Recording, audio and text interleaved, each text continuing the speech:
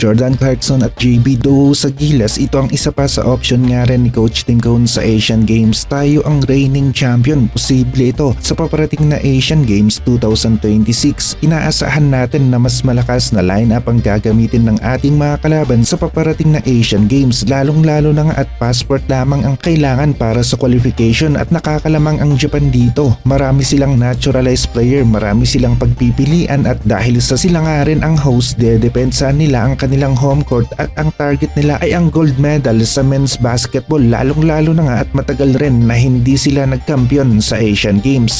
Nandyan pa ang China na merong Zhou Qi na nagsabi nga na mahina ang Gilas pero sunod-sunod naman ang talo nila laban sa ating Gilas team. Yun nga lang, naka-silver medal kasi sila sa katatapos lamang na FIBA Asia Cup. Kaya naman may pinaghuhugutan nga rin ang banat nitong si Zhou Qi at tignan natin sa Asian Games, baka maaga na naman ang selebrasyon nila tapos bigla na namang maka-comeback win ang Gilas team. Halos karamihan ng mga crucial games ng Gilas noon sa Asian Games na kung saan tayo ang nagkampiyon ay comeback win ang naging senaryo laban sa mga teams ng Jordan at China. Lamang ang kalaban, papaubos ang oras pero Gilas nagawang makahabol at nakuha pa nila ang panalo. Pwede rin sina Boatwright at Ange Kouame, marami tayong pagpipilian sa Asian Games pero ganun rin ang ating mga kalaban. Papahirapan na naman nila ang Gilas team kagaya noong nakaraang Asian Games. Unexpected naman talaga ang gold medal natin noon. Dumaan sa butas ng karayom ang Gilas na nakipag-compete sa China, dihado sa lahat ng bagay, home court ng kalaban at ginipit pa sa transportasyon ang team natin noon. Ito ang isa sa naging issue ng Gilas sa China. Gumanda naman ang patakaran ng USNCAA Division 1. Meron na silang direct pay sa mga student athletes. Kaya naman, posible na matapatan ng USNCAA Division 1 ang kontrata ni Kai sa Japan B1 B-League. Hindi lahat ay qualified nga na maglaro sa USNCAA Division 1 pero nagkataon nga lang na itong si Kai Sotto pwede pang maglaro sa USNCAA Division 1 at sayang naman kung hindi niya gagamitin ito. Makakapag-aral na siya, may sahod pa tapos meron pa siyang chance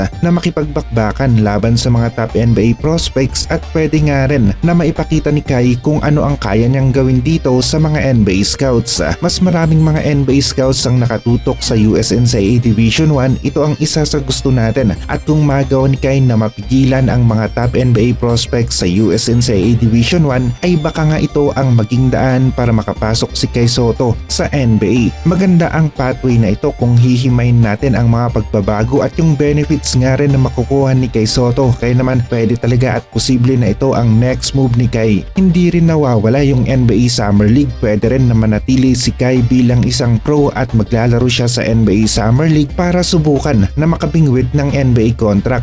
Kung gusto naman natin na maraming Pinoy ang makapaglaro sa NBA, bumili ang mga big boss natin ng isang NBA team at lagyan nila ng hanggang 4 na Pinoy ang kanilang lineup. Isa ito sa pinakamadaling daan para magkaroon tayo ng purong Pinoy na players sa NBA. Marami ang nagsasabi na kung hindi lamang sana umuwi noon si Kai Sotto sa Gilas na hindi naman natuloy ang laro at naglaro na lamang si Kai sa NBA G League kasama sina Jalen Green ay baka mas naging maganda pa ito para kay Kai Sotto pero yun nga, Gilas ang tumawag sa kanya kaya naman umalis siya sa NBA G League Ignite Team Bubble sa kasagsagan ng pandemya. Ang tagal ng quarantine kaya naman nahirapan rin itong si Kai Sotto na makabalik kaagad sa NBA G League Ignite Team at dito na nga tuluyang umalis si Kai sa team ng NBA G League Ignite. Maraming options si Kai Sotto lalong-lalo na kung healthy nga ito at kung hindi lamang siya nagka-injury noong 2025 ay baka yun na ang kanyang naging taon at pagkakataon para makapagpakitang Gilas sa NBA Summer League dahil nasa peak ang laro ni Kai bago ito nagkaroon ng injury. Sunod-sunod ang magiging laro ng Gilas, third window tapos sa Asian Games, parehong mahalaga para sa atin. Susubukan talaga natin si Benny Boatwright dito sa Asian Games kasama itong si JB bilang paghahanda na rin at pagpapalit-palitin nga ni Coach Tim Cone ang dalawang naturalized player natin sa FIBA World Cup Asian Qualifiers para sa mas malawak at mas versatile na taktika. Ange Kouame, nabanggit na rin na halos kaparehas nga